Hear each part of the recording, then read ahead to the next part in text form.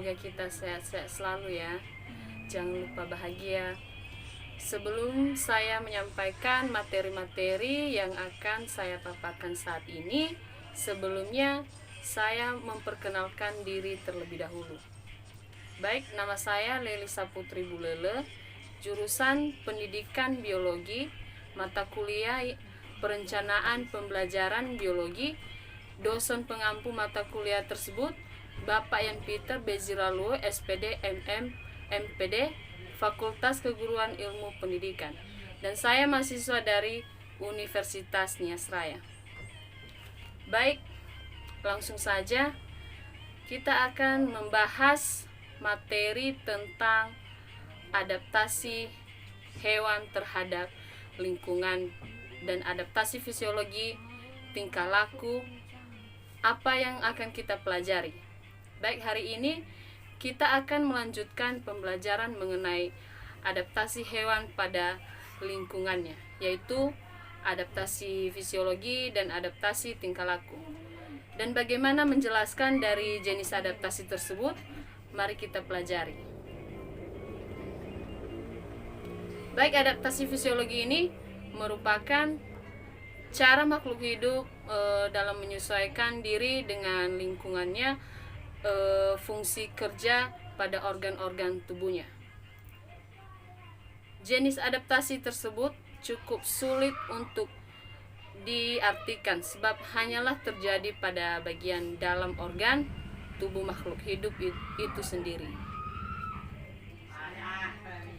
Contoh-contoh adaptasi fisiologi pada hewan ada dua, yaitu ikan yang hidup di air laut beradaptasi dengan cara banyak minum tapi mengeluarkan urin yang lebih sedikit dan padat. Ikan yang hidup di air tawar beradaptasi dengan sedikit minum dan mengeluarkan urin yang banyak dan encer. Hewan pemakan tumbuhan atau herbivora dan rayap memiliki organ yang dapat menghasilkan enzim selulosa untuk mencerna serat tumbuhan atau selulosa.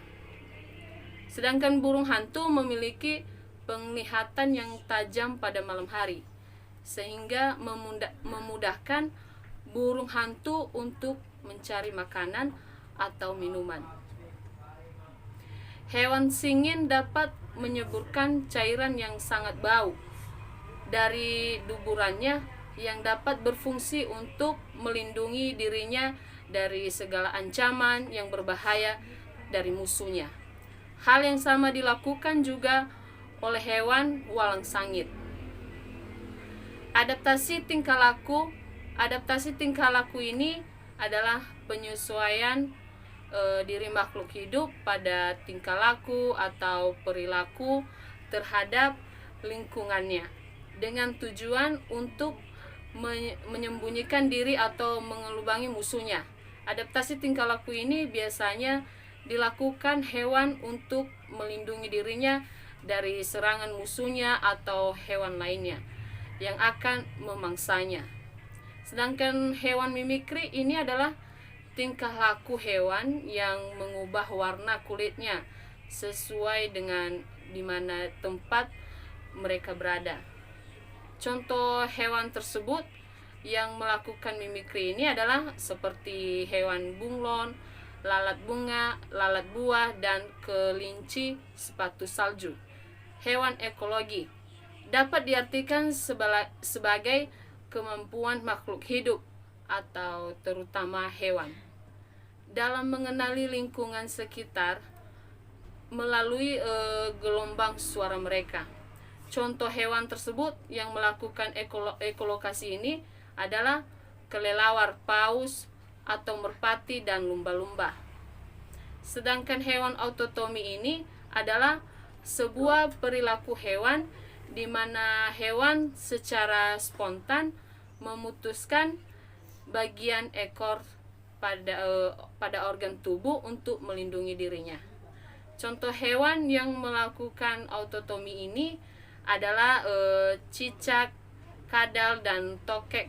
Ketika cicak melakukan autotomi ini, maka mangsa yang pada awalnya ingin memangsa cicak akan teralihnya perhatiannya kepada ekor yang telah putus dan bergerak-gerak, dan ekor yang putus bisa terus bergerak maka selama beberapa menit, sehingga cukup memberikan cicak waktu untuk melarikan dari serangan musuhnya.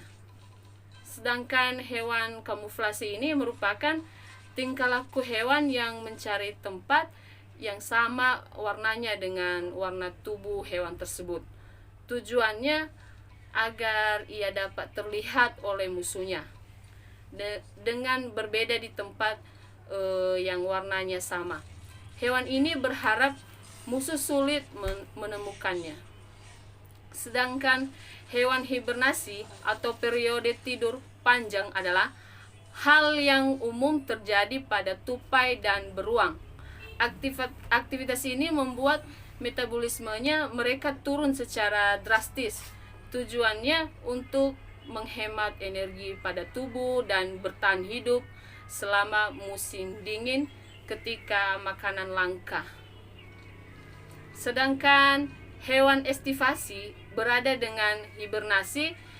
Estivasi ini dilakukan oleh hewan-hewan saat suhu yang panas sedangkan berlangsung. Sama seperti sama hibernasi, hewan yang melakukan estivasi juga akan menurunkan laju metabolismenya agar bisa bertahan hidup meskipun tidak ada makanan dan minumannya yang bisa dikonsumsi hewan tersebut. Contohnya seperti siput darat. Contoh adaptasi tingkah laku hewan lainnya seperti gurita dan cumi-cumi akan mengeluarkan tinta jika mereka terancam pada musuh. Musang yang kumbang akan berpura-pura mati jika mereka terancam. Kalajengking juga melindungi dirinya dari musuh dengan menggunakan senggatannya. Senggatannya ini mengandung racun yang dapat membunuh musuhnya. Selain kalajengking ini, hewan lainnya yang menggunakan zat racun untuk melindungi dirinya dari serangan musuh adalah kelelawar dan ular. Hampir sama dengan kerbau, dan kuda Nil juga melakukan adaptasi dengan mencari sungai atau kembangan air untuk berendam. Kebiasaan atau kembangan air untuk berendam ini, kuda Nil ini dilakukan hampir setengah hari lamanya. Kuda Nil ini memiliki kulit yang tipis dan sensitif terhadap senggatan matahari, sehingga hewan tersebut ini akan berusaha melindungi dirinya dari panasnya matahari dengan cara berendam di air dari pagi hingga petang. Sedangkan hewan kaki seribu atau uluwing akan mengurangkan badannya sampai membentuk lingkaran untuk melakukan perlindungan dirinya. Bentuk tingkah laku ini dilakukan oleh kaki seribu jiwa hewan tersebut merasa terancam. Punggung tubuh kaki seribu yang keras akan menjadi perisai jiwa diserang oleh predator atau musuhnya.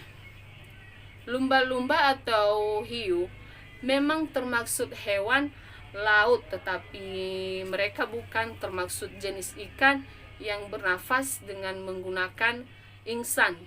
Sedangkan lumba-lumba dan paus bernafas menggunakan paru-paru. Sedangkan jika berada di dalam laut, paru-paru tidak dapat mengikat oksigen yang ada di dalam air, sehingga lumba-lumba dan paus harus melakukan adaptasi demi mendapatkan oksigen.